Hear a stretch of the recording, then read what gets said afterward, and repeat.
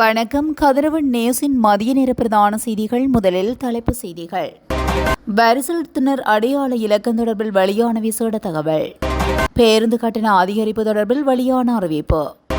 பௌத்த பிக்கு உட்பட 4 பேருக்கு 101 ஆண்டுகள் சிறை தண்டனை. 2 பேருந்துகள் நேருக்கு நேர் மோதி கோர விபத்து, 40 பேர் வைத்தியசாலையில் அனுமதி. வெளிநாட்டிலிருந்து நாடு கடத்தப்பட்ட இலங்கையர் கட்டுநாயக்க விமான நிலையத்தில் கைது. கொழும்பில் வீடுகள் இல்லாதவர்களுக்கு வெளியான மகிழ்ச்சியான செய்தி.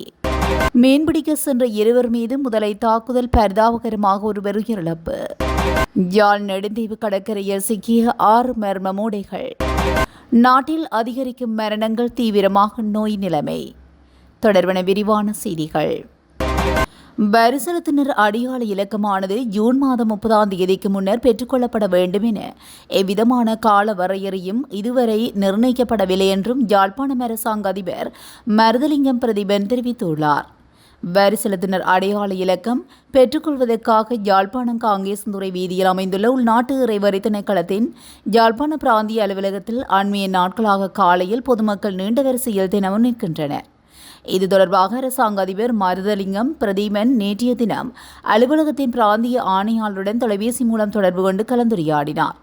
மேற்படை கலந்துரையாடியதற்கு அமைவாக பின்வரும் விவரங்களை பொதுமக்களுக்கு அரசாங்க அதிபர் தெரியப்படுத்தியுள்ளார். வரிசெலுத்துனர் அடையாள இலக்கமானது ஜூன் 30ஆம் தேதிக்கு முன்னர் பெற்றுக்கொள்ளப்பட வேண்டும் என எவ்விதமான கால வரையறையும் இதுவரை நிர்ணயிக்கப்படவில்லை. 2 வரிசெலுத்துனர் அடையாள இலக்கத்தினை பெற்றுக்கொள்வதற்காக உள்நாட்டு இறைவரி திணைக்களத்தினால் எவ்வித கட்டணமும் அறவிடப்பட மாட்டாது என்று, அவ்வாறு கட்டணம் செலுத்துவதோ அல்லது பெற்றுக்கொள்வதோ தண்டனைக்குரிய குற்றமாகும். 3 ஏற்கனவே வரிசெலுத்துனர் அடையாள இலக்கம் உள்நாட்டு இறைவரி திணைக்களத்தில் பதிவு செய்யப்பட்டிருப்பேன் உரியவர் தனது தேசிய அடையாள அட்டையினை காண்பித்து வரிசெலுத்துனர் அடையாள இலக்க சான்றிதழை பெற்றுக்கொள்ள முடியும். 4 வரிசெலுத்துனர் அடையாள இலக்கம் உள்நாட்டு இறைவரி திணைக்களத்தில் பதிவு செய்யப்பட்டிருக்காவிடின் நிகழ்நிலை முறைமை மூலமாகவோ, அதாவது www.ird.government.lk அல்லது உள்நாட்டு இறைவரி திணைக்களத்தில் உரிய விண்ணப்ப படிவத்தினை பூர்த்தி செய்து சமர்ப்பிப்பதன் மூலமாகவோ பெற்றுக்கொள்ள முடியும். தற்போது பதிவுகளை மேற்கொள்பவர்களுக்காக TIN சான்றிதழ் தபால் மூலம் அனுப்பி வைக்கப்படும். 5 மேலதிக விவரங்களுக்கு 0212217333 எனும் தொலைபேசி இலக்கத்துக்கு தொடர்பு கொண்டு அறிய முடியும். எனவே மேற்படி விவரங்களுக்கு அமைய பொதுமக்கள் எதுவித பீதியும் அடைய தேவையில்லை என அரசாங்க அதிபர் கேட்டுக்கொண்டுள்ளார். எதிர்வரும் ஜூலை 1ஆம் தேதி முதல் பேருந்து கட்டணங்கள் அதிகரிக்கப்பட உள்ளதாக அறிவிக்கப்பட்டுள்ளது. தேசிய போக்குவரத்து ஆணைக்குழுவின் வருடாந்த பேருந்து கட்டண திருத்தத்துக்கு அமைய இந்த கட்டண அதிகரிப்பு நடைமுறைப்படுத்தப்பட உள்ளது. குறித்த விடயத்தை தேசிய போக்குவரத்து ஆணைக்குழுவின் தலைவர் பொறியியலாளர் PA சந்திரபாலா தெரிவித்தார். மேலும் இது தொடர்பில் கருத்து தெரிவித்த தேசிய போக்குவரத்து ஆணைக்குழுவின் தலைவர், இதற்கான முன்னேற்பாடுகள் தற்போது முன்னெடுக்கப்பட்டு வருவதாக குறிப்பிட்டார். ஜூலை மாதத்துக்கான எரிபொருள் விலை மாற்றத்தை கருத்து கொண்ட பின்னரே கட்டண உயர்வு தொடர்பான சதவீதங்கள் அறிவிக்கப்படும் என்று அவர் மேலும் தெரிவித்தார். இதேவேளை எரிபொருள் விலை மாற்றம் குறித்து இன்னும் எந்த முடிவும் எடுக்கப்படவில்லை என மின்சார மற்றும் எரிசக்தி அமைச்சர் அனுர கருணாதிலக நேற்று நாடாளுமன்றத்தில் தெரிவித்தார். மேலும் உலகளாவிய விலைகள் குறையும் போது மக்களுக்கு எரிபொருள் விலையில் சலுகை வழங்கப்படும் என்றும் அனுர கருணாதிலக உறுதியளித்தார். 15 வயது சிறுவர்களை கடுமையான முறையில் தகாத முறைக்கு உட்படுத்திய குற்றச்சாட்டுகளுக்காக 4 101 ஆண்டுகள் கடூழிய சிறை தண்டனை விதிக்கப்பட்டுள்ளது. சிறுவர் குற்றங்களுக்கான அனுராதபுரம் சிறப்பு மேல் நீதிமன்றத்தினால் வரும் 20 நாட்களில் 4 குற்றவாளிகளுக்கு 101 ஆண்டுகள் கடூழிய சிறை தண்டனை விதிக்கப்பட்டுள்ளது. மேல் நீதிமன்ற நீதிபதிகளான சந்துன் விதான மற்றும் ருவன் ஸ்தம்பிக்க திசநாயக்க ஆகியோரால் இந்த உத்தரவுகள் பிறப்பிக்கப்பட்டன. சட்டமா அதிபர் சார்பில் அரச சிரேஷ்ட சட்டத்தரணி சமிக குறுகே இந்த அனைத்து வழக்குகளையும் வழிநடத்தியிருந்தார். அதற்கு அமைய துறைவரத்துக்காக விகாரையில் ஒப்படைக்கப்பட்ட சிறுவனை ஒப்படைக்கப்பட்ட முதல் நாள் முதல் கடுமையான தகாத நடவடிக்கைக்கு உட்படுத்திய குற்றச்சாட்டில் தம்புத்தேகம கிரிகஸ்கவ தலவா கொலவவ ஸ்ரீ சமுத்த பாலகராகம விகாரபதிக்கு 30 ஆண்டுகள் கடூழிய சிறை தண்டனை விதிக்கப்பட்டது. மேலும் 10 வயதுடைய சிறுவன் ஒருவரை கடுமையான தகாத செயல்பாட்டுக்கு உட்படுத்திய குற்றச்சாட்டில் கலன் பித்துனுவ சிவலாகுளம ஸ்ரீ சீவலி சைத்தியாராம விகாராதிபதிக்கு 24 ஆண்டுகள் கடூழிய சிறை தண்டனை விதிக்கப்பட்டது.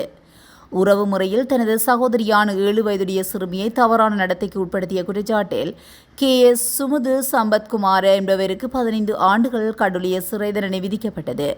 தனது காதலியின் 15 வயதுடைய மகளை கொடூரமான முறையில் தகாத சீண்டலுக்கு உட்படுத்திய குற்றச்சாட்டில் குற்றவாளிக்கு 32 ஆண்டுகள் கடூழிய சிறை தண்டனை விதிக்கப்பட்டதும் குறிப்பிடத்தக்கது. மாத்தறை தங்காலை வீதியில் இன்று காலை 2 தனியார் பேருந்துகள் நேருக்கு நேர் மோதி விபத்துக்குள்ளாகியுள்ளன. இந்த விபத்தில் சுமார் 40 பேர் காயமடைந்து வைத்தியசாலையில் அனுமதிக்கப்பட்டுள்ளதாக போலீஸ் பிரிவு தெரிவித்துள்ளது. காலியிலிருந்து அம்பாறை நோக்கி சென்ற பேருந்தும் தங்காலையிலிருந்து மாத்தறை நோக்கி சென்ற பேருந்தும் நேருக்கு நேர் மோதிக்கொண்டுள்ளது. இந்த விபத்தில் காயமடைந்தவர்கள் மாத்தறை மற்றும் பத்திகம வைத்தியசாலையில் அனுமதிக்கப்பட்டுள்ளதாக போலீசார் தெரிவித்தனர். இந்த விபத்தில் காயமடைந்தவர்களில் 2 பேருந்து சாரதிகளும் அடங்குவதாக போலீசார் தெரிவித்துள்ளனர்.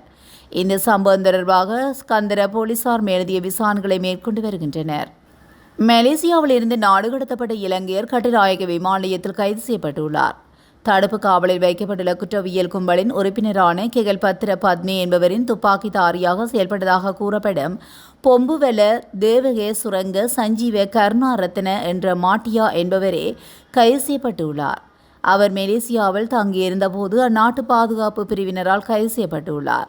பின்னர் இலங்கைக்கு நாடு கடத்தப்பட்டதைத் தொடர்ந்து நேற்று இரவு கட்டுநாயக்க விமான நிலையத்தை வந்தடைந்த போது அவர் கைது செய்யப்பட்டுள்ளார்.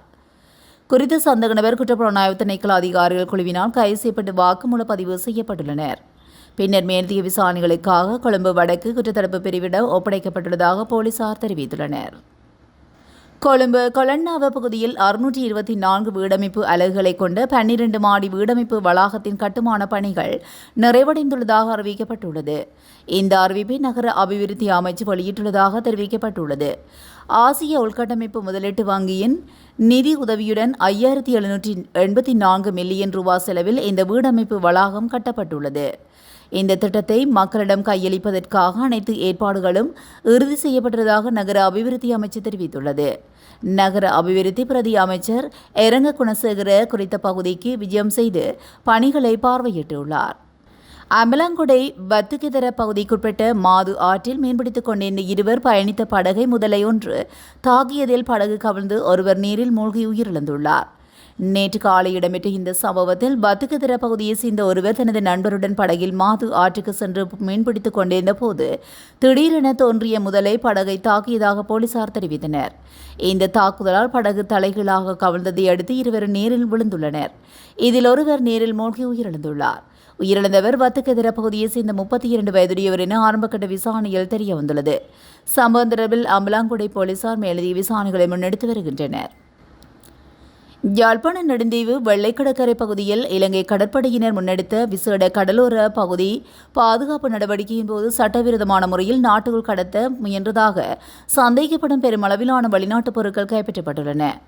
வட கடற்படை கட்டளை தளபதியின் கீழ் செயல்படும் SLNS வசம முகாமையும் சேர்ந்த கடற்படை வீரர்கள் நேற்று முன்தினம் மேற்கொண்ட விசேட ரோந்து பணியின் போதே இந்த மீட்பு நடவடிக்கை இடம்பெற்றதாக கடற்படை தெரிவித்துள்ளது. வெள்ளைக்கடற்கரை பகுதியில் சந்தேகத்திடமான வகையில் கைவிடப்பட்டிருந்த 6 சாக்கு மூடைகளை சோதனையிட்ட கடற்படையினர் அவற்றிலிருந்து 500 பேக்கெட் வெளிநாட்டு சிகரெட்டுகள், 2295 பேக்கெட் கிருமி நாசினிகள், 2569 மருத்துவ களிம்புகள், 165 அழகு சாதன கிரீம்கள் மற்றும் 64 வாசனை திரவிய போத்தல்களை மீட்டுள்ளனர். கைப்பற்றப்பட்ட அனைத்து பொருட்களும் எழுதிய விசாரணைகள் மற்றும் சட்ட நடவடிக்கைகளுக்காக நெடுந்தீவு காவல் நிலையத்தில் ஒப்படைக்கப்பட்டுள்ளதாக இலங்கை கடற்படை தெரிவித்துள்ளது. உயிர்கொல்லி டெங்கு நோயின் காரணமாக இந்த ஆண்டில் இதுவரை பதிவான மரணங்களின் எண்ணிக்கை 30ஆக அதிகரித்துள்ளது. சுகாதாரத்துறையினர் உறுதிப்படுத்தியுள்ளபடி இதுவரை நாடளாவிய ரீதியில் பதிவாகியுள்ள மொத்த டெங்கு நோயாளர்களின் எண்ணிக்கை சுமார் 49,000ஆக பதிவாகியுள்ளது. தற்போது நாட்டின் 14 மாவட்டங்களில் டெங்கு நோய் தீவிரமாக பரவி வருவதாக சுகாதார தரப்பினர் சுட்டிக்காட்டுகின்றனர். மொத்த நோயாளர்களில் 25,000க்கும் மேற்பட்டவர்களில் மேல் மாகாணத்தில் பதிவாகியுள்ளதாக அரசு வைத்திய அதிகாரிகள் சங்கம் வலியுறுத்தியுள்ளது. இம்மாதம் முடிவடைய இன்னும் 1 வார காலம் உள்ள நிலையில் இம்மாதத்தில் மாத்திரம் இதுவரை பதிவாகியுள்ள நோயாளர்களின் எண்ணிக்கை 15,000 நெருங்கியுள்ளது. இத்துடன் கதிரவன் நியூஸின் மதிய நேர பிரதான செய்திகள் நிறைவடைகின்றன. தொடர்ந்தும் செய்திகளோடு இணைந்திருக்க கதிரவன் நியூஸுடன் இணைந்திருங்கள். நன்றி, வணக்கம்.